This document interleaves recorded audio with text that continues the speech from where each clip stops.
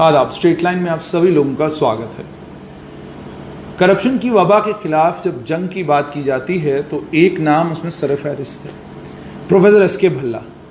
आज professor SK. Bhalla के पास straight line इसलिए आया है ताकि इनसे हम ये समझ सकें, ये जान सकें कि जो जंग इन्होंने शुरू की है उसमें कामयाब ये किस हद तक हुए हैं। भल्ला साहब, बहुत बहुत स्वागत है आपका।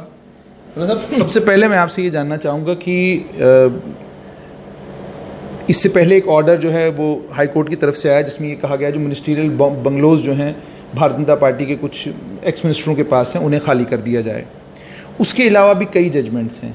क्या आप सेटिस्फाइड हैं कि जो आप लड़ाई लड़ रहे हैं उसमें जिस तरीके से आपको कामयाबी मिलनी चाहिए वो कामयाबी आपको मिल रही है?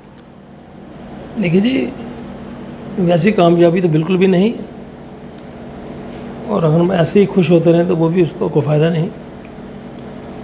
हमने और हमारे फाजिल वकील ने पूरी कोशिश की है चीज़ों को लाइमलाइट में लाने की, और लाई भी हैं, लेकिन कुछ जज साहबान की भी मजबूरियाँ हैं।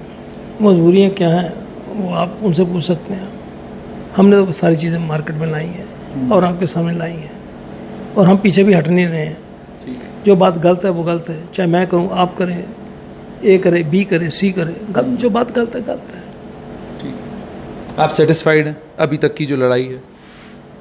Satisfied I am not in position to understand. Satisfied का क्या मतलब है? क्या आप ये समझते हैं कि जो लड़ाई आपने शुरू की उससे सिस्टम के अंदर कोई बदलाव आया हुआ है? क्योंकि ये लड़ाई आपकी नई नहीं है, बहुत एक लंबा समय हो गया आपको ये लड़ाई लड़ते हुए। पहले भी इंटरव्यू में करता है, ये कोई सिस्टम कोई बड़ी छोटी सी चीज़ नहीं है, it's a very complex mechanism. आप जम्मू के एक बड़े संजीदा और समझदार जर्नलिस्ट हैं, और चीज़ों पर आप बड़ी बारीकी से नज़र रखते हैं। आप सिस्टम की बात कर रहे हैं ना, एक मिसाल देता हूँ। चौधरी साहब, शायद नवीन चौधरी जी नाम उनका नाम है, उनका हमें खुद ही पढ़ाया गया जी, कोई पैसा पकड़ा गया, हमने तो नहीं पकड़ा, ना हमें पता है, ना किसी और पेपर ने, जो भी हैं ABCD जो भी हैं, अब सारे के नाम कैसे ले लूँ मैं, बड़ा लंबी। फिर नवीन चौधरी जी का नाम नहीं लेना, लेकिन मैं एक ऐसा बेवकूफ़ आदमी हूँ जिन्होंने 2 फेसबुक पोस्ट लिखी, I named him and shamed him. और हमारे जो ऊपर बैठे हैं सर के ऊपर, मुझे कल एक दिल्ली से भी एक बड़ी इंपॉर्टेंट जगह से एक फ़ोन आया था, कहते हैं इन पर डिपार्टमेंटल एक्शन क्यों नहीं है, इन पर FIR क्यों नहीं है। तो मैंने उनको वही जवाब दीजिए, मैंने उनको वही जवाब दिया, मैं कहा उनसे पूछिए जो इस वक्त इस स्टेट की हुकूमत चला रहे हैं, मैं तो हुकूमत नहीं चला रहा। This is state affairs, this is state affairs. क्या सेटिस्फेक्शन और क्या सेटिस्फेक्शन नहीं है। और अगर कोई छोटा मास्टर को डेट ऑफ बर्थ चेंज कर लेगा, या और कोई छोटा मोटा 10-1500 हज़ार रुपये की कोई इंक्रीमेंट इधर उधर कर लेगा, FIR बुक्ड, उसको नगा करके रख दो। लेकिन ये पकड़ा गया, और खुद जो ऊपर के जो हमारे एहलकार हैं, जो बड़े बड़े लोग हैं, हमें खुद ही बताते हैं। और मैंने एक फेसबुक में ये भी लिखा था, भाई एक्शन कब करने वाले, कब करोगे, कौन कमेटी बनेगी, कब करेंगे, कैसे करेंगे, बताओ तो सही। खामोशी खामोशी खामोशी। और मैं हैरानगी की होती है कि जो बड़े बड़े ये बने हुए हमारे मीडिया हाउस, और जो अपने आप को बड़ा पाक दामन समझते हैं, होंगे पाक दामन, मैं किसी की ज़ात पर उंगली नहीं उठा रहा। अगर NK चौधरी का नाम देते तो क्या होता? जम्मू में अर्थक्वेक आ जाता। ऐसी क्या मुसीबत है? हाँ, मुझे बताओ क्या मुसीबत है? अच्छा, नहीं, उन्होंने तो नहीं लिया, उसकी मजबूरी नहीं हुई। जो ऊपर बैठे हैं, सबसे ऊपर बैठे हैं, उनकी क्या मुसीबतें हैं?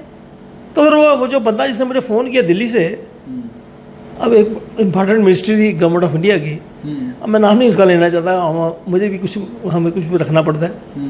और मुझे कहा, भला साहब ये हो क्या रहा है? और वो बंदा एक ज़माने में JNK में काम करता था, और आपको हैरानी होगी, उसको अभी तक मेरा लैंडलाइन नंबर याद है, और लैंडलाइन जो मेरा सामने टेबल पर है उसी पर उसका फ़ोन है। सर ये ऐसा क्यों नहीं होता है, इसकी PIL आप करो। तो मैंने उसको क्या जवाब दिया, मैंने जनाब की थी बशीर खान की PIL, तो बाद में वो इन्फ्रक्चुअस हो गई। अब क्या ज़्यादा बोलें, क्या ज़्यादा बोलें, कहते बात निकलेगी तो दूर तलक जाएगी। तो क्या है, कुछ नहीं। भल्ला साहब, एक चीज़ और, आपने एक राइट टू इन्फॉर्मेशन में बड़ी जद्दोजहद के बाद आपको एक जम्मू यूनिवर्सिटी से जुड़ी हुई रिपोर्ट मिली थी। उस रिपोर्ट की एक कॉपी मेरे पास भी है। हमने भी कोशिश की कि यूनिवर्सिटी से ये मालूम किया जाए कि जो इल्ज़ामात उस रिपोर्ट में लगाए गए हैं उनका इस समय लीगल स्टेटस क्या है, कोर्ट में कितने पेंडिंग हैं, कितने लोग कोर्ट में गए हैं, वो तमाम चीज़ें हमने मालूम करने की कोशिश की। आपसे सबसे पहले मैं ये समझना चाहूँगा कि आपको क्या कुछ दिक्कतें उस रिपोर्ट को हासिल करने में आई, कितना समय रिपोर्ट को लेने में लगा और किस तरीके से जम्मू यूनिवर्सिटी ने वो रिपोर्ट आपको ना देने की कोशिश की? उसमें ऐसे है, एक हमने सिंपल आरटीआई डाल दी थी, अब मुझे अपडेट वगैरह याद नहीं। उन्होंने कहा आपको ये इन्फॉर्मेशन नहीं मिल सकती, वो सेक्शन पर एक उन्होंने जिक्र किया, उसके तहत ये कुछ पता नहीं, ये हम इन्फॉर्मेशन आपसे शेयर नहीं कर सकते। तो मैंने अपने रिस्पेक्टेड जो हमारे एडवोकेट साहब हैं, क्योंकि लीगल मैटर्स को तो वही डील करते हैं, मैंने उनको कहा भाई अब नहीं मिला, अब क्या करें। फिर वो हमने कोई फर्स्ट रिव्यू वगैरह कुछ की थी हमने, मुझे याद है, पुरानी बात है ये। और शायद हमने उस वक्त ऑनरेबल वोरा साहब गवर्नर से उनको भी चिट्ठी डाली थी, लेकिन अल्टीमेटली और शायद राजभवन से भी उनको कोई कम्युनिकेशन वगैरह आया था, and ultimately we succeeded in getting the report. This is the factual position, इसमें कोई झूठ बात है। जब हमें रिपोर्ट मिली उसके बाद मैंने एक चिट्ठी और along with necessary documents state vigilance organisation में, या जिसे आज ACB आप बोलते हैं, उसमें डाल दी। और उस वक्त JNK के सबसे ऑनेस्ट जो डायरेक्टर विजिलेंस थे, उनका नाम श्री आलोक पुरी जी है, और जिनकी मैंने ये कंप्लेंट भी की थी स्टेट विजिलेंस ऑर्गेनाइजेशन में कि इन्होंने काफ़ी माल इकट्ठा किया हुआ है, चाहे पुश्तैनी है या अपना है। तो उस पर भी ऑनरेबल हमारे खुड्डा साहब ने कुछ किया नहीं, क्योंकि उनकी भी मुसीबतें, यहाँ पे मुसीबत क्या है, हर बंदे की मुसीबतें हैं, सिवाय प्रोफेसर SK भल्ला की। जैसे प्रोफेसर SK भल्ला कोई खरबोपति है, हम सिंपल लाइफ लीड करते हैं लेकिन कंप्रोमाइज़ नहीं करते। खुड्डा साहब ने कुछ नहीं किया। नहीं, चलो छोड़िए इस बात को। वो आपने रिपोर्ट डाली तो मैं अगर आप आए हैं, आपने तकलीफ़ की है मेरे घर में आने की, तो जनाब अली हाशमी साहब, ये मैंने वो, अगर आप दिखाना चाहें लोगों को दिखा भी दें, ये 4/4/16 की, इसमें नाम भी हैं, और आपके साथ बैक पे देखें तो इस पर वो टिकटें भी लगी हैं। अगर मैं टिकटें भी लगी हैं, मुझे लगता है ये सब झूठ होगा। ये टिकट, सॉरी, ये आपने रिपोर्ट जो है, ये रिपोर्ट नहीं, ये सारी बेसिकली आपकी कंप्लेंट है जो स्टेट विजिलेंस ऑर्गेनाइजेशन मैंने 4/4/2016 को बिल्कुल भेजी थी। टिकटें भी लगी हैं, कंप्लेंट भी है, नाम भी है, सारा कुछ जो कर दिया। और उसमें हमने ये भी लिख दिया कि P सत्ता शिवम जो फार्मर CGI हैं, वो कहते हैं कि अगर कोई मसला है RPC में जो आता है या PC एक्ट में आता है, क्रिमिनल मिसकंडक्ट का है, उसको विद इन स्टिपुलेटेड टाइम में उसका टेक केयर करना चाहिए। ठीक। लेकिन हमारे जो ऑनरेबल वो आलोक पुरी साहब थे, उन्होंने कहा कि it is something which I can not handle.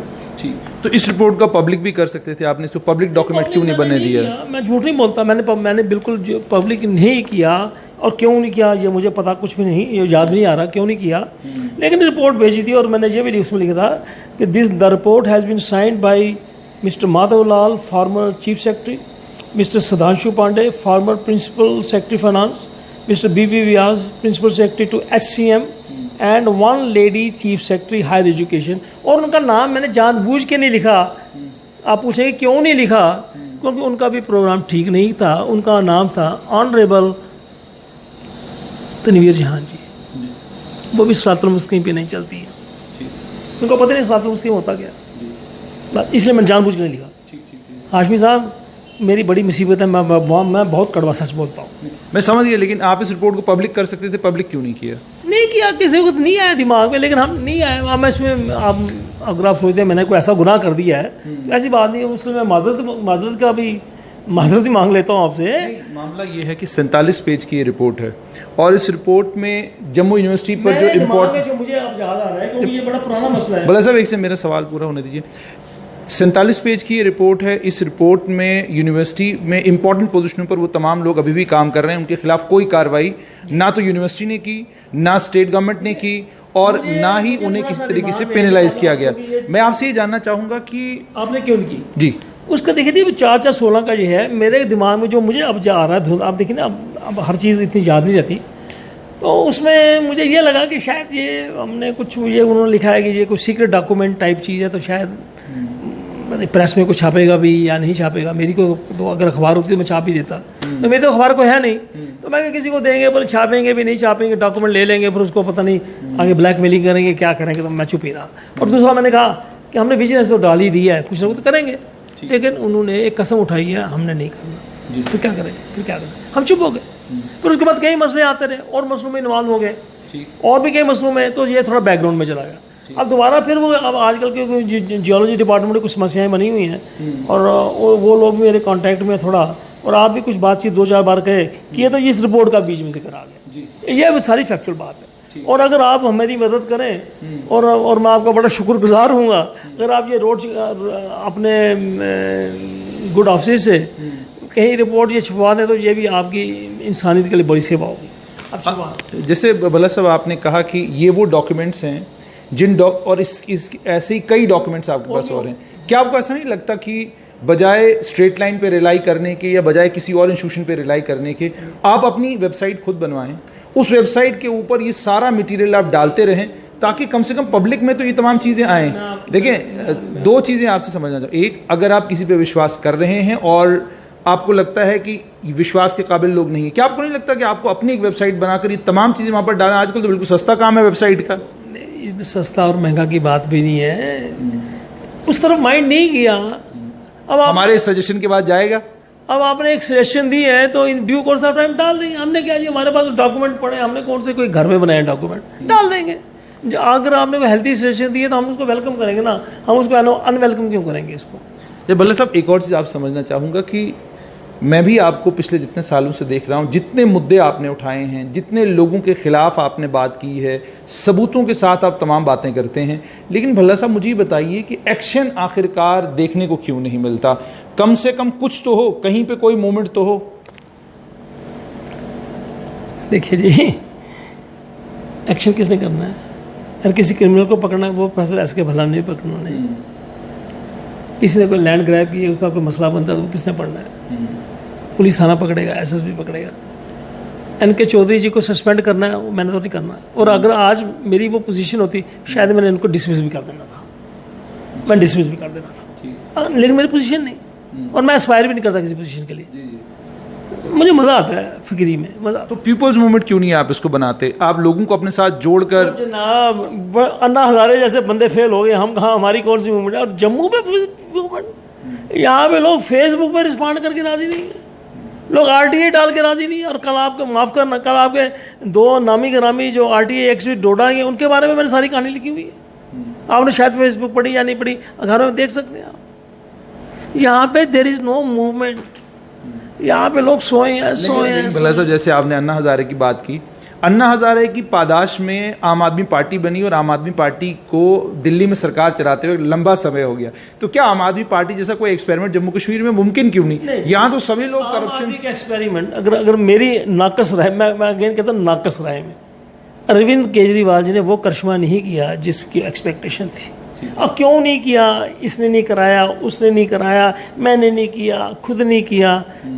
वो एक आम आदमी का जो एक प्रोग्राम था, वो आम आदमी वाला बना नहीं, वहाँ भी मुसीबतें बन गई। और उनके जो गुरुजी थे, जो भी गुरुजी थे, वो अपने मंदिर में बैठे हैं, एक चम्मच, एक कटोरी और एक वो उनका जो है वो एक थाली सी जिसमें रोटी खाते हैं, वो है, और मंदिर में बैठे और अपनी ज़िंदगी, वो जो उनका गाँव शाँव है उसका देख रहे हैं, और वो भी अपने शागिर्द से मायूस हो गए। भल्ला साहब, एक चीज़ आपसे और समझना चाहूँगा कि आपसे ये चीज़ समझना चाहूँगा कि आपको ये कैसे महसूस होता है कि बाकी तमाम लोगों को ख़रीदना, बाकी तमाम लोगों की कीमत लगाना, और वो कीमत लगा के उन लोगों को ख़रीद लेना आसान काम है, लेकिन आसान काम है, और सिर्फ एक प्रोफेसर एस के भल्ला है जो मतलब बिल्कुल ऑल टुगेदर सब साफ़ हैं, बिल्कुल कोई परेशानी नहीं है।